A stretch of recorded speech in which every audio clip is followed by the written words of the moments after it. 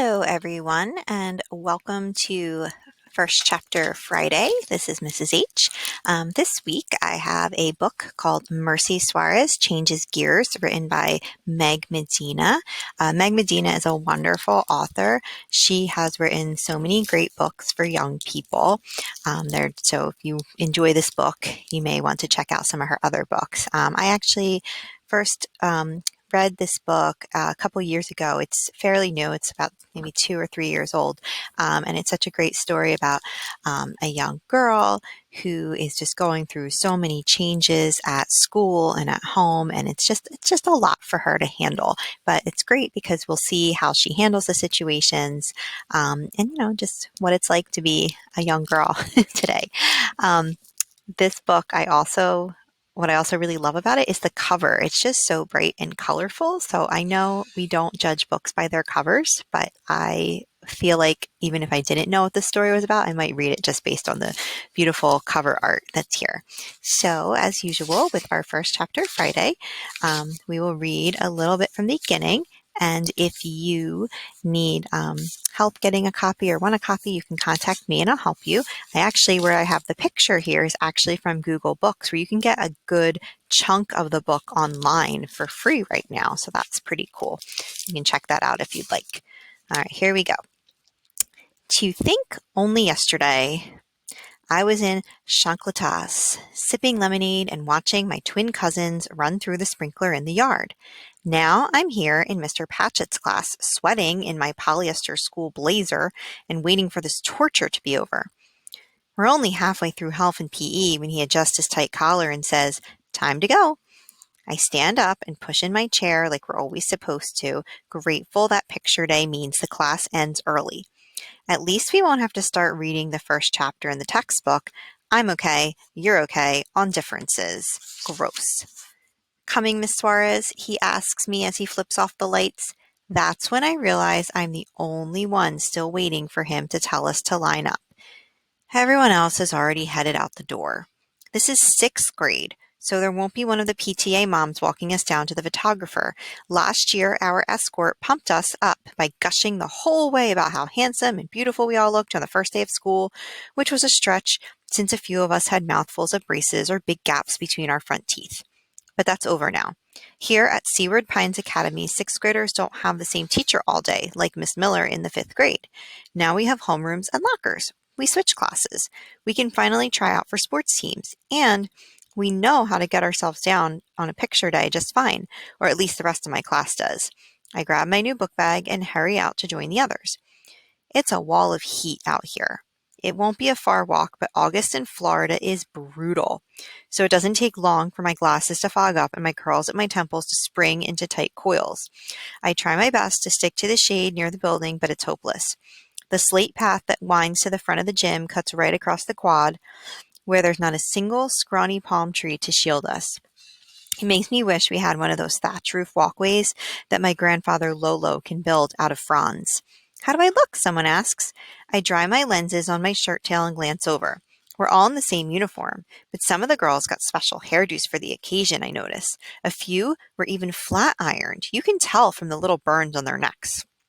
Too bad they don't have some of my curls. Not that everyone appreciates them, of course. Last year, a kid named Dylan said I looked like a lion, which is fine with me since I love those big cats. Mommy is always nagging me about keeping it out of my eyes, but she doesn't know that hidden behind it is the best part. This morning, she slapped a school issue headband on me. All it's done so far is give me a headache and make my glasses sit crooked. "Hey," I say, "it's a broiler out here. I know a shortcut." The girls stop in to get a glob and look at me. The path I'm pointing is clearly marked with a sign. "Maintenance crews only, no students beyond this point." No one in this crowd is much for breaking rules, but sweat is already above their glossed lips, so maybe they'd be sensible. They're looking to one another, but mostly to Edna Santos. "Come on, Edna," I say, deciding to go straight to the top. "It's faster, and we're melting out here." She frowns at me, considering the options. She may be a teacher's pet, but I've seen Edna bend a rule or two, making faces outside our classroom as if she's on a bathroom pass. Changing an answer for a friend when we're self-checking a quiz. How much worse can this be? I take a step closer. Is she taller than me now? I pull back my shoulders just in case. She looks older somehow than she did in June when we were in the same class. Maybe it's the blush on her cheeks or the mascara that's making little raccoon circles under her eyes. I try not to stare and just go for the big guns. You want to look sweaty in your picture? I say. Cha-ching! In no time, I'm leading the pack of us along the gravel path. We cross the maintenance parking lot, dodging debris. Back here is where Seaward hides the riding mowers and all the other untidy equipment that they need to make the campus look like the brochures. Poppy and I parked here last summer when we did some painting as a trade for our book fees. I don't tell anyone that though, because Mommy says it's a private matter. But mostly I keep quiet because I'm trying to erase the memory. Seaward's gym is ginormous, so it took us 3 whole days to paint it. Plus, our school colors are fire engine red and gray. You know what happens when you stare at a bright red too long? You start to see green balls in front of your eyes every time you look away. Huh! Try to do detail work in that blinded condition. For all that, the school should give me and my brother Rolly a whole library, not just a few measly textbooks. Poppy had other ideas, of course. Do a good job here, he said, so they know we're serious people. I hate when he says that. Do people think we're clowns? It's like we've always got to prove something. Anyway, we make it to the gym in half the time. The back door is propped open the way I knew it would be. The head custodian keeps a milk crate jammed into the front door so he can read his paper in peace when no one's looking. This way, I say, using my take charge voice, I've been trying to perfect it since it's never too early to work on your corporate leadership skills, according to the manual Poppy got in the mail from the Chamber of Commerce, along with the what to do in a hurricane guidelines. So far, it's working. I walk us back rooms and even past boys' locker room, which smells like a bleach and dirty socks.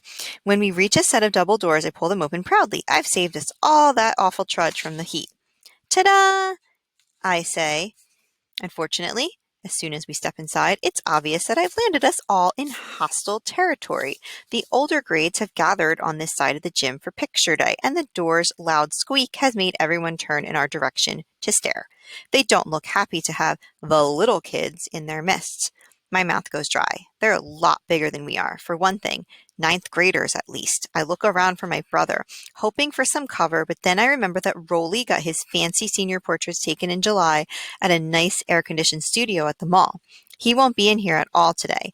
He'll be helping in the science lab as usual and working on all his college applications in between. So here we are, trapped, thanks to me. Oh my God, they're so cute, a tall girl says, like we're kittens or something. She even steps forward and pats the top of my head. I look at my shoes, my cheeks burning. Edna pushes past me as if we're not surrounded. With a flip of her black hair, she takes over the way she always does. Follow me, she says. This is no time to be picky. I stay close behind her as she marches us toward the other side of the gym. Thankfully, Miss McDaniels, our school secretary, doesn't notice that we came in the wrong door. She's usually a stickler for rules, but she's too busy collecting payment envelopes for the sixth graders and running crowd control. Still, she does notice that we're all snorting and giggling the way you do after surviving an especially scary roller coaster ride. Quiet, please, girls, she snaps, without looking up from her clipboard as we reach her. Ladies to the left, gentlemen over here, shirts tucked, please. Have your forms and money ready. I get in line behind a girl named Lena, who's reading while she waits, and try not to look at Miss McDaniels as she checks everyone's selections. Mommy only marked the cheapo basic package, and I happen to know, because it said so in gigantic font on the letter we got home this summer, that Picture Day at Seaward is one of our biggest school fundraisers. You're supposed to buy a lot, like for your family in Ohio that barely knows you and whatnot. But my family mostly lives on the same block, one house next to each other. We see each other every single day. Besides, my portraits don't ever turn out so great. It's my left eye that's the trouble. It still strays sometimes, pulling us out if we want to see something far off, all on its own. When I was little, I wore a pirate patch on my good eye to make the muscles in the bad one get stronger. And when that didn't help, I had a surgery to straighten it. But even now, my eye still gives me trouble when I least want it to, like Picture Day. And I'm going to stop us here. I'm really intrigued so far because I like Mercy's character. She's kind of fun. She's taking a risk that could have gotten her into some trouble. And she's telling us a lot about her life, about what it's like with her parents and living on the same street. So she sounds like a lot of fun. So I hope everyone enjoyed the beginning of this book, and I hope someone is interested in reading the rest of it. Sounds great. Have a wonderful rest of your Friday.